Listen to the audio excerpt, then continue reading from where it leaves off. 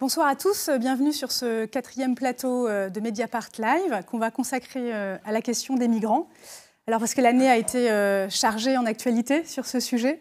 C'est l'année 2018, c'est l'affaire de l'Aquarius, c'est de la criminalisation des ONG en Méditerranée.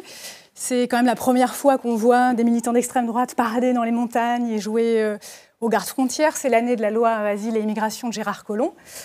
Plus positif, c'est quand même l'année où le principe de fraternité a été consacré par le Conseil constitutionnel cet été. Et puis, on voulait parler des migrants parce qu'il y a une actualité aussi aujourd'hui, cette semaine. D'abord, le défenseur des droits, Jacques Toubon, qui a publié un rapport très inquiétant sur la dégradation de la situation des exilés en France, dans les campements de Calais, Paris, etc. C'est aussi aujourd'hui que le pacte dit de Marrakech, c'est l'expression surtout retenue par ses opposants aujourd'hui, qu'il a été ratifié à l'ONU, à New York. Peut-être vous voudrez en dire un mot tout à l'heure. Et puis c'était la journée internationale des migrants hier. Et puis l'actualité, la vôtre, c'est aussi il y a 6 jours à peine, donc la condamnation de 7 militants des Hautes-Alpes, dont vous, en tout cas pour 3 d'entre vous, à Gap, pour aide à l'entrée irrégulière sur le territoire français, donc des peines assez lourde, puisqu'il s'agit de peines de prison avec sursis, ou même pour vous, Mathieu Burelier, une peine de prison ferme. Donc on va parler de tout ça ce soir. Merci à vous tous d'être là. Je vous présente peut-être en quelques mots. D'abord Benoît Ducot, bonsoir. Bonsoir. Vous êtes un ancien pisteur secouriste, maraudeur, mais comme d'autres ici ce soir. Agnès Antoine, bonsoir. Bonsoir. Vous n'avez pas été condamné la semaine dernière, mais vous êtes membre du comité de soutien aux 7 de Briançon et puis de l'association Tous Migrants. Mathieu Burelier, bonsoir à vous. Bonsoir. Vous avez été donc condamné, comme je le disais, la semaine dernière et même à une peine de prison ferme. On y reviendra, à la fois pour l'aide à l'entrée régulière sur le territoire et puis pour rébellion. Et puis Lisa Malapert, bonsoir. Bonsoir. Vous êtes charpentière, je crois, de profession, et puis surtout, ou aussi, impliquée à la fois à la CIMAD, à Tous Migrants, et puis, comme Mathieu d'ailleurs, dans un squat, un lieu d'hébergement pour les migrants à Briançon qui s'appelle Tous Marcel. Alors Benoît... Chez Marcel. Pardon. C'est Tous Migrants et tous les migrants chez Marcel. Benoît, peut-être je commence par vous. Est-ce que vous pouvez nous exposer la situation en ce moment dans les Hautes-Alpes, près de Briançon, dans la montagne? Comment les choses se passent? Est-ce qu'il y a d'abord toujours autant de migrants qui tentent de franchir la frontière à cet endroit-là, puisqu'on entend beaucoup dire que la route s'est déplacée, que c'est plutôt par l'Italie qu'ils arrivent, mais plutôt par l'Espagne, après la fermeture des ports italiens par Matteo Salvini. Où est-ce qu'on en est dans les Hautes-Alpes? Par rapport au passage des personnes qui souhaitent trouver un refuge en France, le Briançonnais reste un lieu de passage important. L'Italie... Il y a beaucoup de campos qui ont été évacués dans les 2 derniers mois, on va dire. Les amis italiens qui sont préoccupés par la question, ils estiment qu'il y a à peu près plusieurs dizaines de milliers de personnes, en tout cas, qui ont été mises à la rue dernièrement et qui cherchent juste à trouver des conditions de vie meilleures et qui attendent qu'une chose, c'est... Donc ça, c'est la conséquence directe de la politique de Matteo Salvini, c'est ça, du décret qu'on dit anti-immigration, d'accord. Voilà. Après, sur les conditions dans lesquelles ces personnes arrivent, je pense qu'on peut dire que les conditions, elles sont quand même assez dramatiques.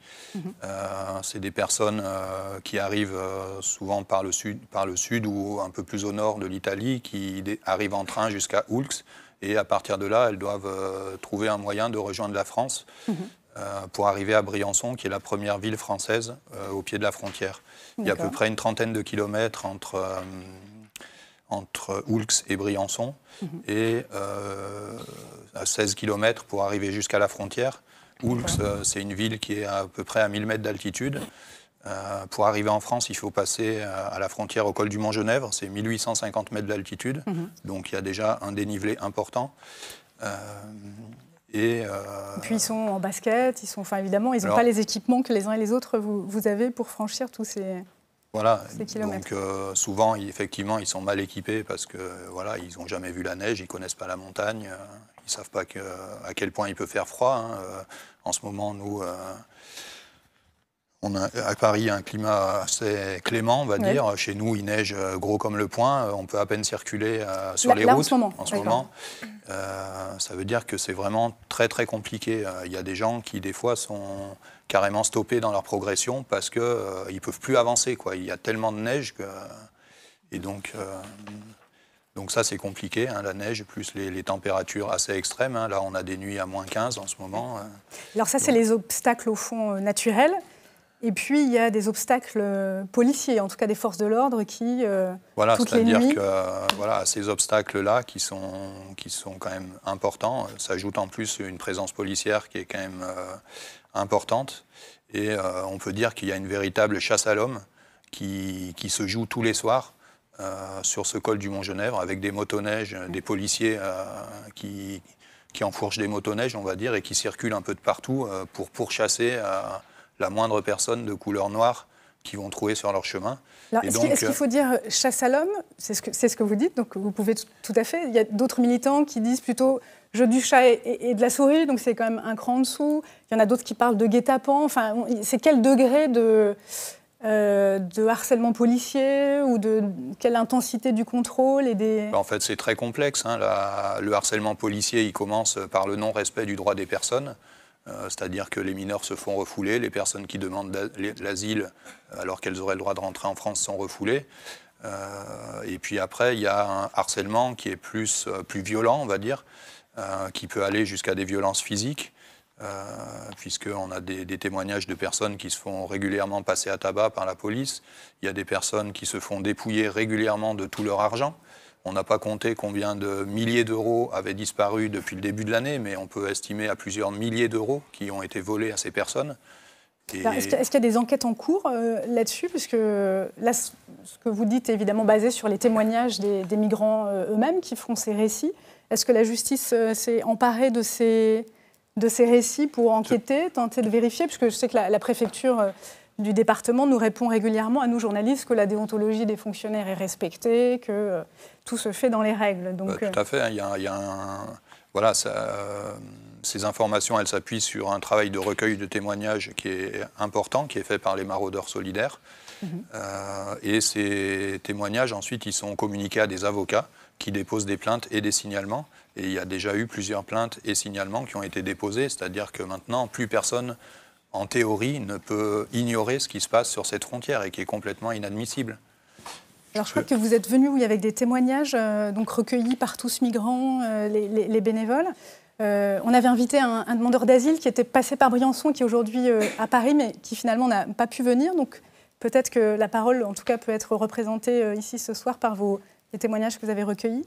Voilà, on a extrait quelques éléments frappants des témoignages pour donner quelques exemples. Alors, le 17 octobre à Mont-Genèvre, dans les locaux de la PAF, police aux frontières, Justin, 35 ans, a été attrapé par un policier qui l'a secoué violemment par la tête et l'a projeté à terre. Ensuite, il a mis son pied sur sa tête et lui a dit de ne plus bouger, parce qu'à l'extérieur, des journalistes filmaient. Le 25 octobre, à Mont-Genèvre, Aboubacar, 31 ans, raconte que ses compagnons se sont fait prendre tout leur argent, en tout plus de 1 000 euros.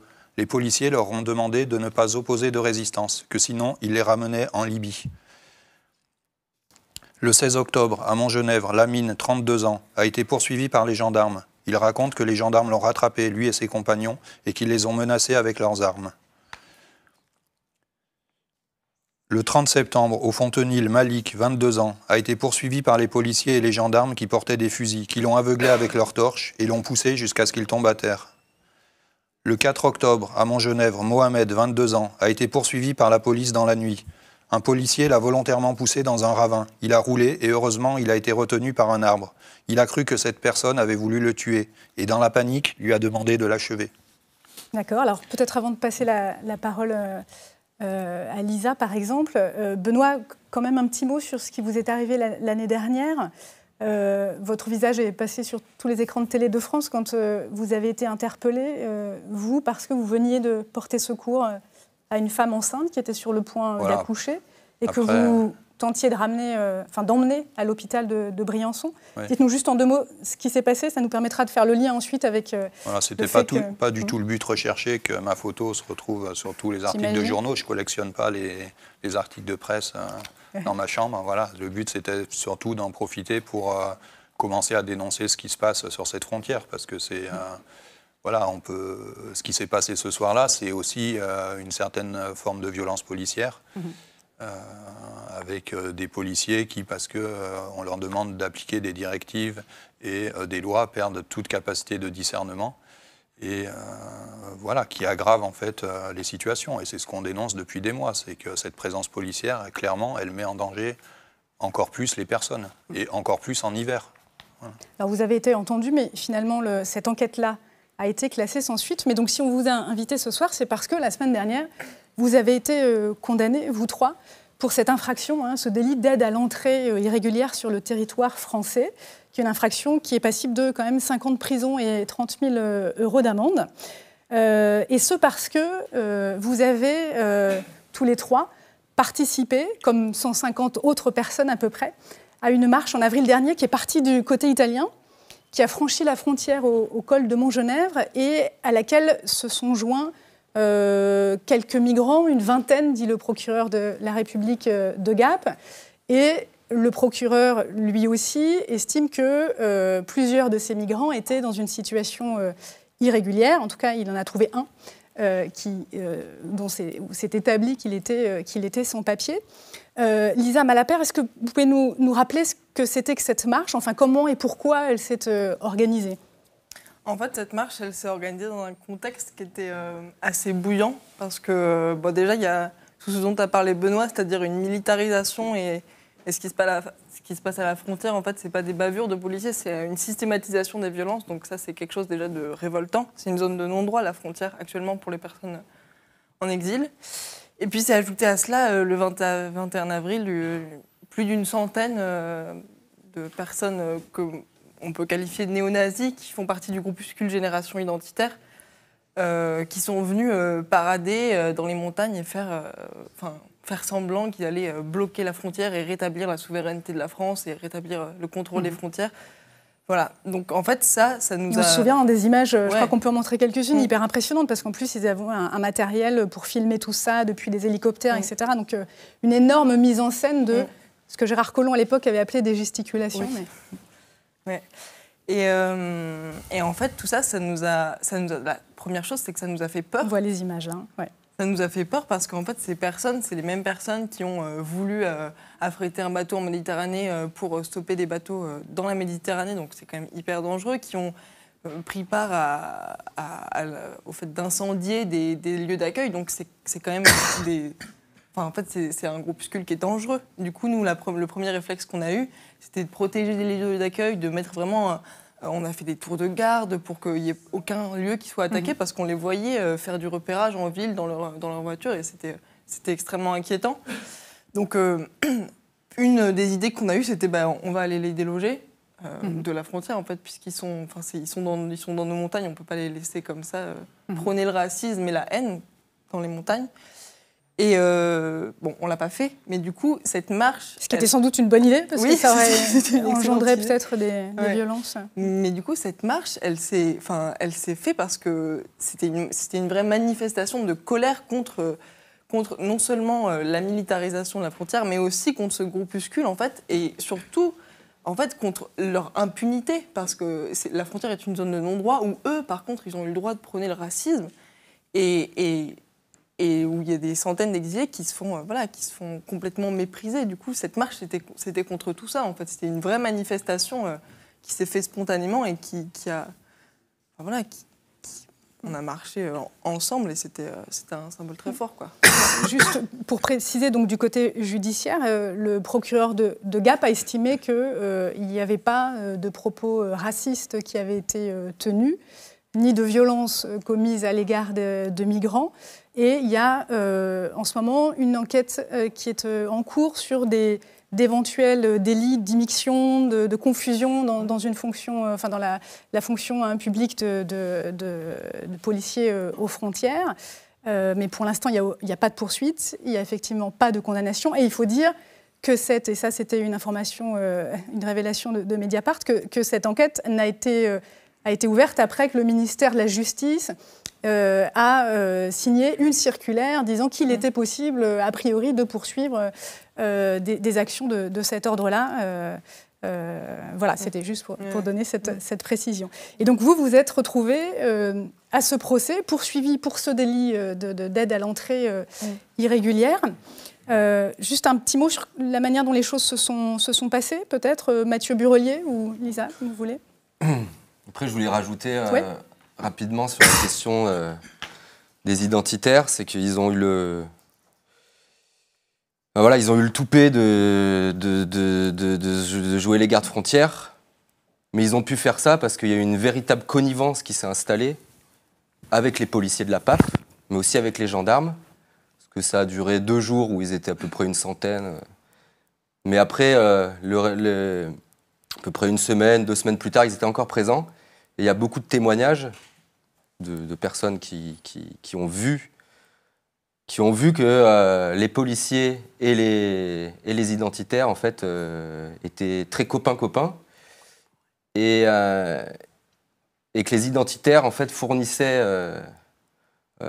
ou des informations, ou carrément procédaient à des arrestations, et après, amenaient les exilés... les migrants vers les policiers. En fait, ils se sont complètement substitués. Et alors, le gros problème que va avoir le procureur de la République, c'est même s'il était de bonne foi, ce à quoi tout le monde se pose la question quand même, mais ça va être très compliqué pour lui de faire des investigations en demandant aux gendarmes ou aux policiers de chercher si les identitaires ont commis ou pas l'émission, vu qu'en fait, ils étaient copains-copains pendant plusieurs semaines. Donc on a de gros doutes que les policiers eux-mêmes vont balancer leurs copains identitaires, quoi. C'est pas une rumeur ce que je raconte, c'est vraiment ça, c'est vraiment ce qui s'est passé. Et il y a eu aussi de la part des identitaires des filatures de militants jusqu'à chez eux, où ils se sont amusés à filmer, puis après à foutre sur les réseaux sociaux, et puis à faire des menaces très explicites. Sur les forces de l'ordre, est-ce que vous diriez que l'attitude est la même selon qu'il s'agit de policiers aux frontières, de CRS qui débarquent là sans connaître le terrain, de gendarmes de haute montagne qui font aussi ce métier-là pour sauver des vies? Enfin, est-ce qu'il y a tout un panel de réactions au sein des forces de l'ordre? Comment vous voyez par exemple, les CRS de montagne, c'est pas des gens qui sont pas là pour le maintien de l'ordre, ils sont là pour faire du secourisme. On en connaît pas mal par biais d'activités telles que l'alpinisme ou l'escalade, et c'est pas des gens qui ont fait CRS pour user de la matraque et de la grenade offensive. Ils sont là pour aller sauver des gens qui sont en détresse en montagne. Donc là, il ne s'agit pas du tout de ça. Par contre, les gens de la PAF, les policiers de la PAF, très clairement, très clairement, ils sont... Alors, peut-être pas dans leur ensemble, on ne va pas faire un bloc, tous les policiers sont pareils, etc. Parce qu'il y a des témoignages aussi d'exilés qui racontent que je me faisais passer à tabac, et puis il y a un autre policier qui après m'a dit bonne chance. Voilà, donc on ne va pas faire un monobloc. Mais en tout cas, il y a une politique mise en place par l'État qui est de rendre invisibles les exilés, qui est de les rendre inexistants. Et que la vraie question d'ailleurs, c'est de rendre existant ça. Et c'est pour ça que nous, on a été condamnés, parce qu'en fait, on veut le rendre existant. Et c'est ce qui s'est passé au procès, c'est que, pour revenir au procès, c'est qu'on a décidé collectivement de dénoncer toutes les exactions policières, toutes les violences d'État qui s'orchestrent dans cette zone de non-droit, qui est la frontière briançonnaise depuis déjà quelques années. Et alors vous dites, Mathieu, que cette action solidaire-là s'inscrit dans une histoire en fait de résistance, de solidarité dans cette vallée que peut-être on peut expliquer, parce que tout le monde la connaît pas. En fait, si on peut remonter un petit peu au XIIIe siècle, XIVe siècle, il y a les persécutions des Vaudois, qui sont des espèces un schisme avant l'heure de l'Église, et en fait, ils étaient persécutés, ils sont venus se réfugier dans les vallées alpines, notamment dans la vallée de Fressinière, dans la vallée de Valouise, et puis côté italien, juste de l'autre côté, le Valpellice, qui est attenant à la frontière briançonnaise. Et ces montagnes, puis après, il y a eu tous les piémontais qui sont passés là au XIXe siècle. C'était des Des milliers de piémontais, à l'époque c'était la Savoie-Piémont, qui fuyaient la misère et qui sont passés par ces cols-là.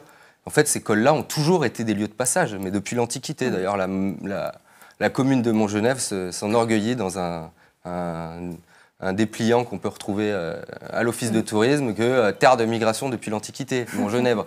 Même il y a des légendes qui disent que les éléphants d'Hannibal seraient passés par là et qu'on y voit le sang et sur des rochers. Et il y a aussi voilà, la question de toute la résistance antifasciste qui notamment surtout le côté italien, juste derrière, où il y avait les partisans avec les brigades Garibaldi qui ont libéré Turin du joug fasciste.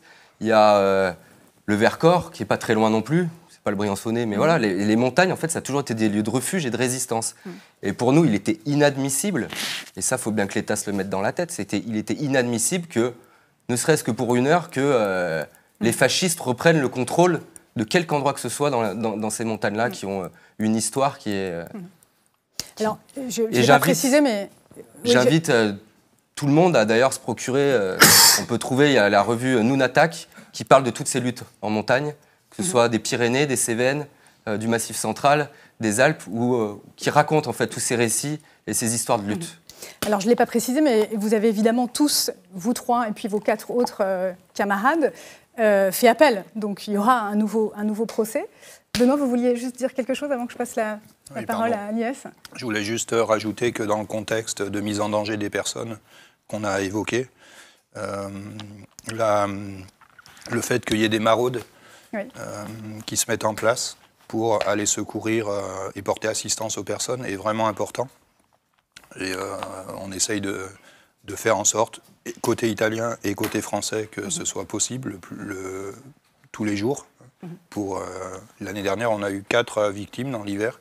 On ne veut pas que ça recommence. C'est-à-dire 4 décès ? 4 décès, des personnes qui soit sont mortes d'épuisement dans la neige, soit sont tombées dans des guet-apens, ont été pris en chasse par la police et ont couru des risques énormes. Notamment une personne qui est tombée dans une rivière en crue au printemps. Dont on avait parlé dans Mediapart, voilà. Blessing, une jeune femme nigériane. Voilà, donc nous en fait, on invite tous les collectifs, toutes les associations, tous les volontaires qui ont envie de voir ce qui se passe sur cette frontière et de donner un coup de main à venir nous aider. On a des gens du réseau Semences Paysannes qui sont venus cette semaine, qui ont été vraiment choqués par ce qu'ils ont vu et qui ont été... Voilà. Alors, Agnès Antoine, les maraudes donc continuent, peut-être de plus belle, mais les interpellations aussi, je crois qu'il y en a eu récemment. Est-ce que les maraudeurs, tous ces montagnards, ne sont pas un peu usés quand même ? Est-ce que ça dure maintenant depuis plusieurs hivers et il faut recommencer ? Et les interpellations reprennent ? Comment vous voyez les choses en ce moment ? Le moins qu'on puisse dire, c'est qu'on est quand même soumis à une forte pression. Quand même beaucoup moins finalement que les exilés qui tentent de passer la frontière et qui quotidiennement se mettent en péril pour passer dans la montagne dans 50 cm de neige. Une forte pression parce qu'en fait, voilà, ce procès finalement des 7 de Briançon qui a eu, il faut le dire, un retentissement international, puisque ça a été relayé dans pas mal de capitales d'Europe, etc. Finalement, c'était un procès un peu symbolique. On avait donc d'un côté, on l'a dit, génération identitaire, qui vient dans la montagne, qui prône le rejet de l'autre, la fermeture des frontières, etc.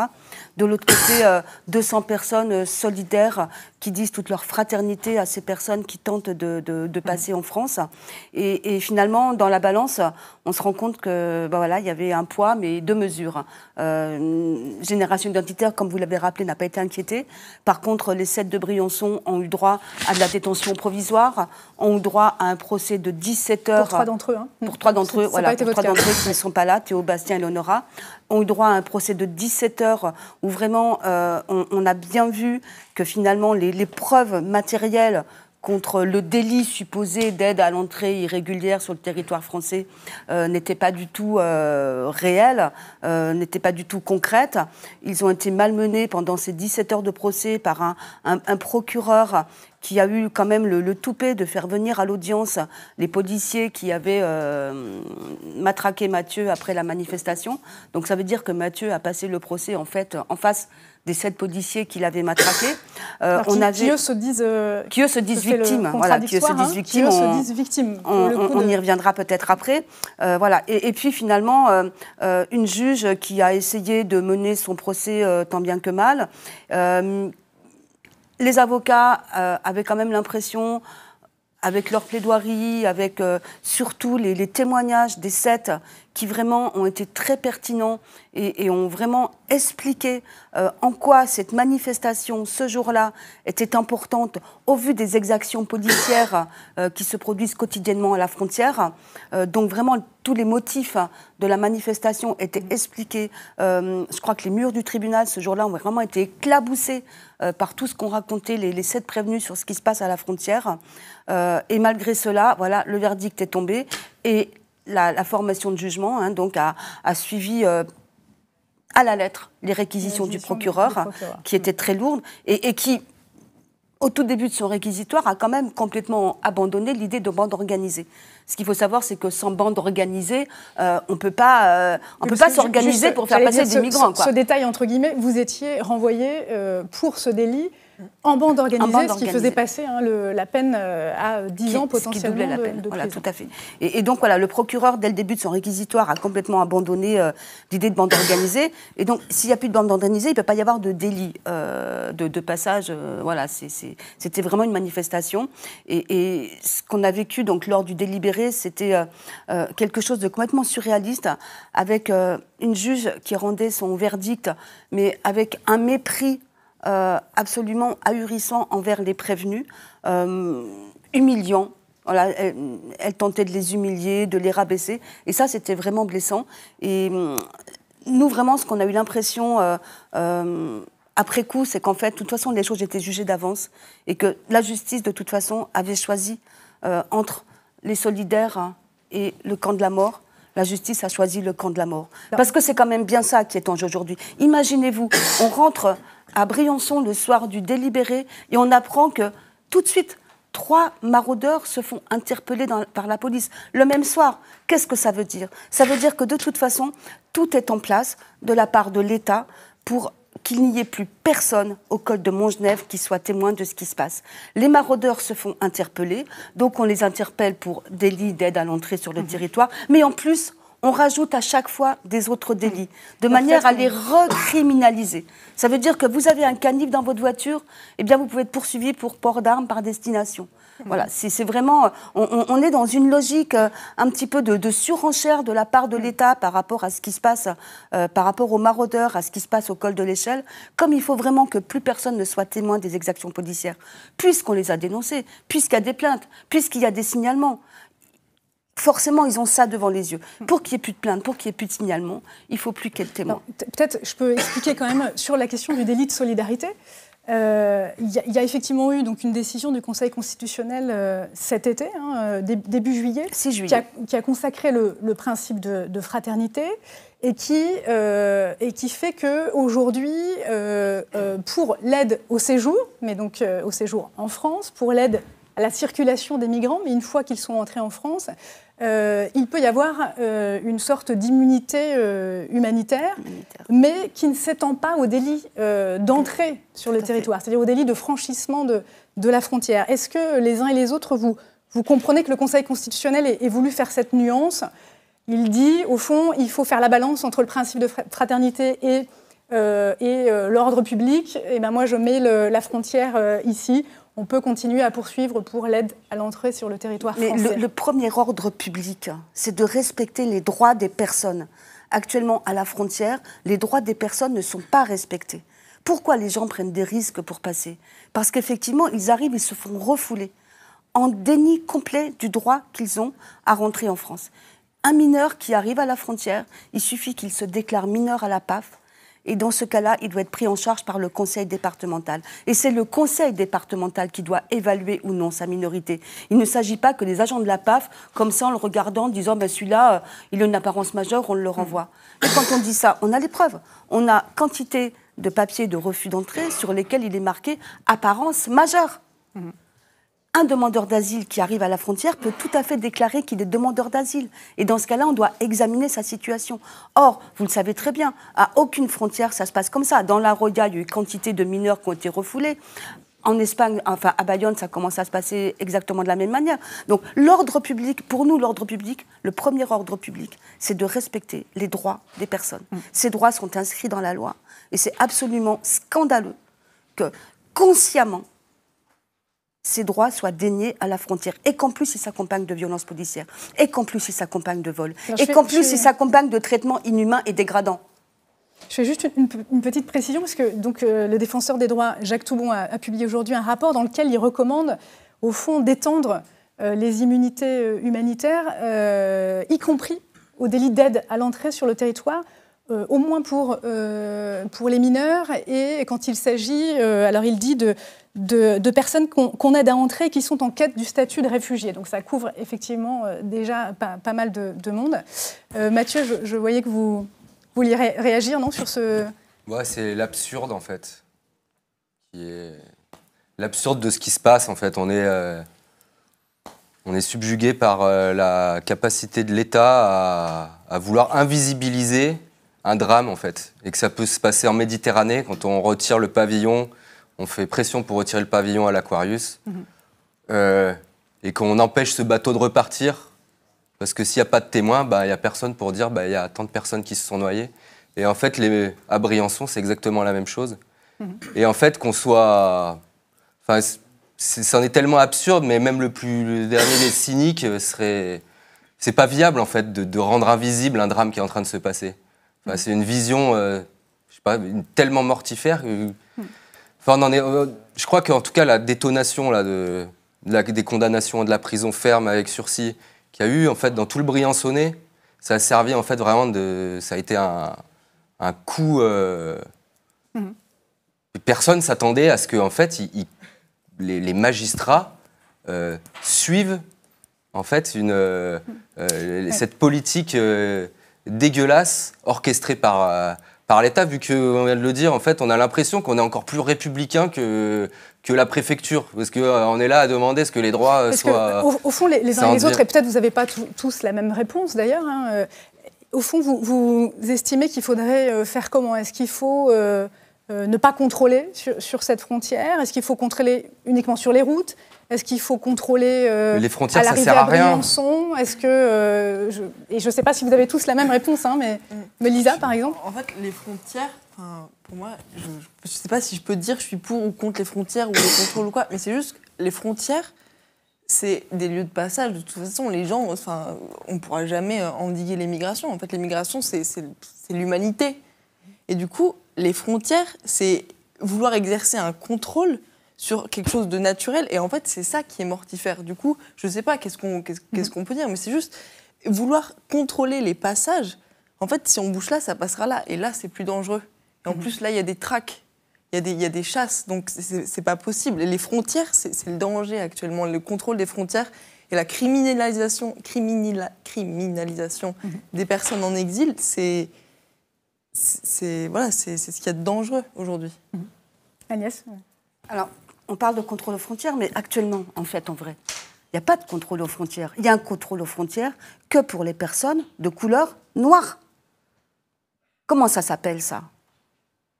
Ça s'appelle du racisme. Ça s'appelle de la discrimination. C'est interdit par la loi. Pourtant, vous dites qu'il faudrait... Mais je ne dis pas. Pour le moment, c'est un constat. Ce qui se passe à la frontière, ce n'est pas un contrôle des frontières. C'est un contrôle des personnes de couleur, des personnes de couleur. Point barre. C'est un personne qu'on appelle personnes indésirables. Et ça, c'est Daladier, le gouvernement Daladier, en 1938, qui a posé les premiers décrets, notamment pour tous les réfugiés espagnols qui ont fui lors de la retirada, là, qui ont fui le franquisme, et pour aussi tous les réfugiés allemands et italiens qui fuyaient le fascisme et le nazisme. Et là, on est... Est-ce que vous comprenez la logique du règlement Dublin, qui est en vigueur depuis des années?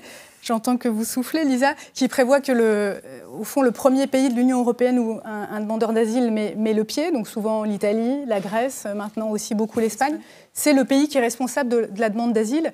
Et c'est ce règlement Dublin qui fait que beaucoup de ceux qui passent par Briançon, qui arrivent en France, sont ensuite dits dublinés et visés par des décisions préfectorales de transfert pour qu'ils retournent vers l'Italie.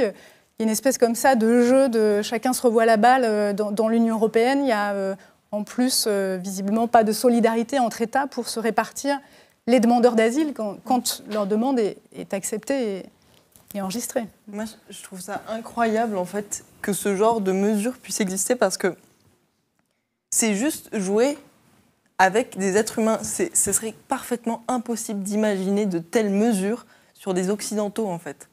Ces personnes viennent pour demander la protection, pour chercher, enfin voilà, peu importe ce qu'elles fuient en fait. Elles viennent parce qu'elles ont des bonnes raisons de venir.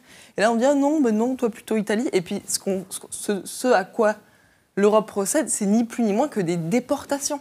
C'est des transferts, c'est des violences policières, c'est des déshumanisations. Des passages, enfin je veux dire, j'ai des amis qui m'ont raconté comment ils ont été renvoyés en Italie. On les menotte comme des criminels. Pour moi, le règlement de Dublin, c'est une politique criminelle et je dirais pas mortifère, mais c'est pas loin d'être ça. Voilà, je vous laisse le choix de vos mots sur les mots déportation, qui pour moi évoquent plutôt des renvois massifs, systématiques, de groupes, etc. Ce qui pourrait s'assimiler à des stratégies de refoulement qui sont effectivement interdites par l'Union européenne. Mathieu, vous vouliez dire quelque chose? Non, ce que je disais, c'est par rapport en tout cas, ces personnes dites indésirables. Et là, l'État a caractérisé en fait type le migrant africain de couleur noire qui arrive. Et il est au même titre que les réfugiés espagnols en 1938, au même titre que les réfugiés allemands. En fait, aujourd'hui, l'indésirable, c'est lui et c'est la chasse. C'est la chasse qui est organisée, c'est la chasse aux noirs. On appelle ça comme ça, en fait. Parce que sur la frontière, Benoît, j'imagine qu'en montagne, cette distinction qui est à la base de toute la législation française entre réfugié politique d'un côté qui a subi des persécutions dans son pays et qui est donc éligible à l'asile, et puis de l'autre côté, des migrants dits économiques et qui eux auraient vocation à être renvoyés dans leur pays d'origine, cette distinction-là, est-ce qu'elle fait sens pour vous quand vous êtes dans la neige Pour nous, on a juste affaire à des personnes avec lesquelles on partage la même planète. On fait tous partie de la même aventure, l'aventure humaine. Donc, pour nous, ça n'a aucun sens. Est-ce que vous avez vu est-ce qu'il y a eu des gilets jaunes là sur les ronds-points dans le département? Et est-ce qu'à Briançon, certains de ces gilets jaunes se sont inquiétés, comme dans certains autres endroits en France, de ce pacte de Marrakech, ce pacte d'émigration sûre et régulière de l'ONU, qui a été présenté par ses opposants, je pense par exemple à Marine Le Pen, comme un pacte qui serait contraignant pour la France, ce qu'il n'est pas, et qui instaurerait une espèce de droit à la migration, ce qu'il ne fait pas du tout. Est-ce que dans le Briançonnais aussi, il y avait des gilets jaunes qui s'inquiétaient de ça? Et si oui, qu'est-ce que vous leur répondez? Est-ce que quelqu'un veut répondre sur le pacte de Marrakech? La dernière fois que je passais un rond-point, on me faisait signer une pétition avec... C'était sur les acquis sociaux, c'était une pétition sur plein de choses. Et puis j'ai dit, moi je suis hyper sensible à la question de l'accueil des migrants. Et la personne qui était en gilet jaune m'a répondu, ah ouais, c'est vrai, il faut qu'on le rajoute. Je vais voir avec les autres pour qu'on le rajoute. Moi, voilà le contact que j'ai eu. Après qu'il y ait une volonté politique de la part de Macron pour sauver ce qui reste à sauver du capitalisme, pour éviter que les gilets jaunes ils aillent défoncer le boulevard Haussmann et s'attaquer aux banques.